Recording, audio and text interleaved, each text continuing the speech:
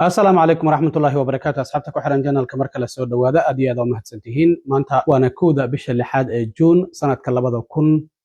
waxaan ognahay maalmihii u dambeeyay waxaa jiray heshiis isfaham ah oo Mareykanka iyo waliba Iiraan u dhaxeeyay oo la doonayay in xabajoojintana lagu kordhiyo isla markaana la furo marinka Hormuz Mareykankuna go'doominta uu qaado sidoo kalena Iiraan lacagihii laga xayiray dib loogu fasaxo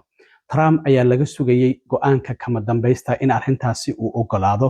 laakiin hadda saacadihii u dambeeyay warar kala duwan ayaa soo baxaya Mareykanku xalay waxa uu duqeeyay laba jasiirad oo la kala yiraahdo Qasham iyo Crook waxayna xaqiijiyeen inay uga jawaabayeen kadib markii diyaarad daroon ah ilaa iyo 4 milyan oo dollar joogta ay Iiraan soo riday oo biyaha caalamiga ah ay ku soo riday Iiraan arrintaasina waxay uga jawaabtay in saldhig Mareykanku uu ku lahaa Kuwait ay duqeysay oo waliba sirenka dadka looga digay inay gantaale iyo daroon ay soo socdaan shacabka Kuwait ay maqlayeen Mareykankuna waxa uu sheegay inuu gantaaladaasi soo riday isla markaana wax dhibaato ah aysan gaarin ayadoo arrintu halkaasi maraysa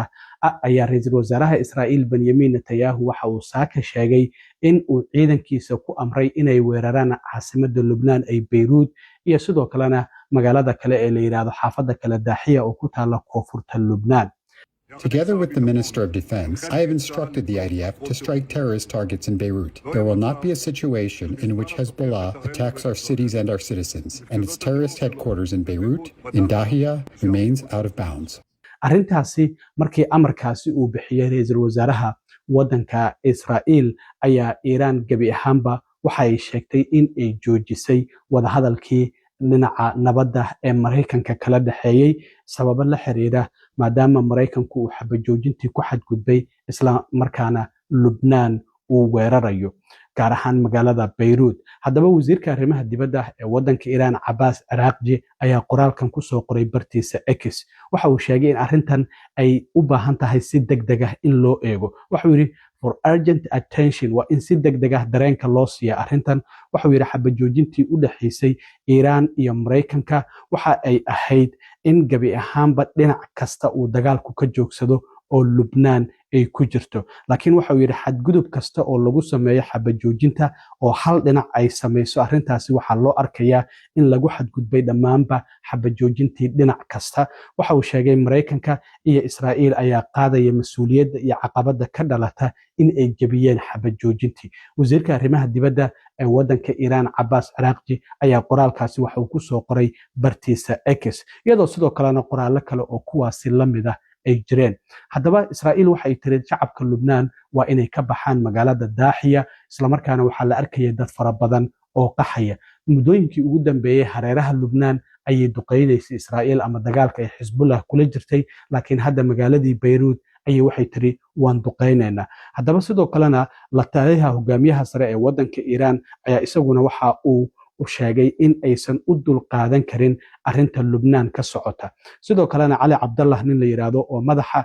ciidamada dhexe ee Iiraan kamid ah ayaa waxa uu sheegay haddii Israa'iil ay weeraro ku qaado magaalada Beirut waxaan uga digaynaa shacabka Israa'iil ee degan waqooyiga Israa'iil inay halkaas isaga tagaan haddii aysan doonaynin in la waxyeelayo marka waxa ay Iiraan leedahay haddii Beirut la duqeeyo inaguna Israa'iil waan duqeynaynaa gaar ahaan waqooyigeeda oo shacabka ay uga digayaan in ay gabi ahaanba ay halkaasi isaga baxaan dowladda Iiraan waxay tiri wax wada hadal nabadeed ah oo jiraya ma jirto ilaa iyo Israa'iil ay si buuxda uga baxdo waddanka Lebanon isla markaana waa in ay joojisaa duqeymaha ay ka wado marinka Gaza sida wakaaladda wararka ee Iiraan taabacsan ee Tasniim ay sheegtay marka Iiraan warkeedu waa cod yahay waa in ay Israa'iil isaga baxdaa ay leedahay Lebanon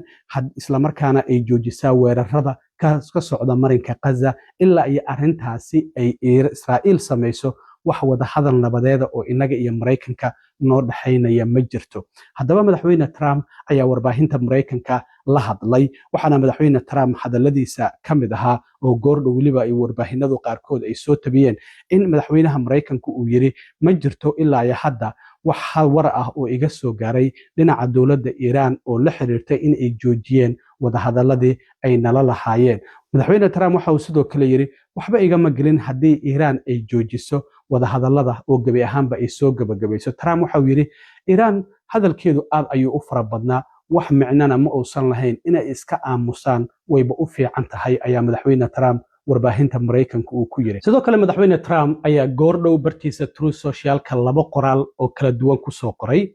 mid kamida waxa uu ku leeyahay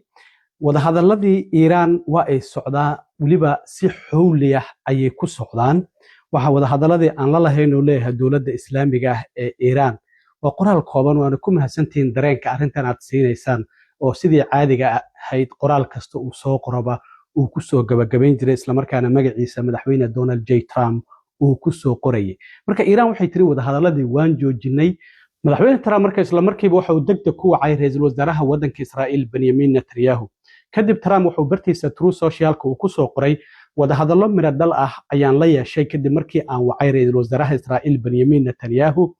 waxana uu Trump yiri ma jiri doonaan ciidamo galaya Beirut waa magaalada caasimadda ah ee waddanka Lubnaan. ciidamo kasta oo ku sii jeedayna dib ayaa loo soo celiyay. waxana sidoo kale uu sheegay kadib markii aan wada hadal la yeelanay ayuu yiri wakiilo ka tirsan ururka Xisbullah iyaguna waxa ay ogolaadeen in ay joojin doonaan toogashada ay ku hayaan ama duqeynta ay ku hayaan Israa'iil. Israa'iilna sidoo kalena dhinaceeda iyaduna waa ay joojin doontaa. marka ma jiri doonaan wax oo duqeyna oo Israa'iilna ay geysanayso Xisbullahina ay geysanayaan. marka arrintii ay Iran diidanayd oo wadahadaladii Mareykanka ay la lahayd ku joojisay waxa ay ahayd hanjabaadii dawladda Israa'iil ay tiri Beirut ayaan weeraraynaa iyo waliba magaalada Daaxiya. Trump isla markiiba marka waa uu ka jawaabo Netanyahu ayuu wacay waxana uu sheegay in ciidamadii ku sii jeeda Beirut la soo celin doono. Xisbullahina ay ogolaatay inay duqeynta ay joojiso. Israa'iilna sidoo kale dhinaceeda ay ogolaatay.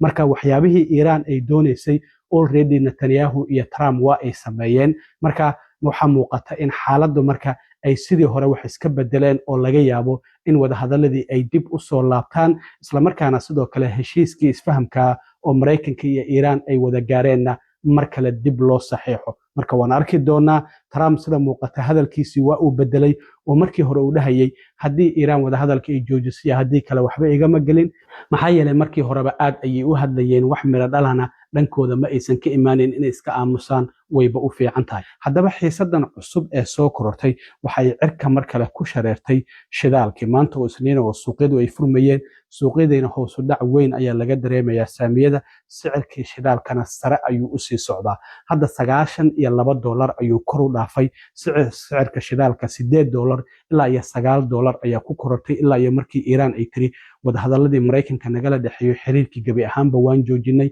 sababo la xiriira weerarka ama duqeymaha ee Israa'iil ay doonayso inay la beegsato magaalada Beirut ee caasimadda waddanka Lubnaan. madaxweyne Trump xitaa waxa uu sheegay inaysan waxba ka gelin haddii sicirka shidaalka uu sare u kaco iyo haddii halkiisa uu joogo. marka Trump waxa uu leeyahay aniga waxba igama gelin haddii Iran wadahadalada ay gabagabaysay haddii kale markii horeba hadalkooda micno ma uusan lahayn. marka arrintan ma waxay ka micno tahay in dagaalkii mar kale uu dib u bilaabanayo. saasaanta hadda muuqata waxaa muuqanaysa in xiriirkii wadahadal ee la doonayay in dagaalkan lagu soo gabagabeeyo uu gabi ahaanba istaago. Trump waxa uu markasta ku celceliyaa ma doonayna Iran hub nuclear ah inay yeelato. arrintaasi heshiiska isfahamka oo hadda saxiix marayay oo gabagaba marayay ma aysan ku jirin in dib loo dhigo wada hadalka dhinaca nuclearka. laakiin muhiimaddu waxay ahayd in Iran marinka Hormuz ay furto, miinooyinka ay ka saarto, Mareykankuna go'doominta uu saaray Iran uu qaado, isla markaana dib la isaga soo laabto waxyaabaha kale. Iranna lacagaheeda horey looga xayiray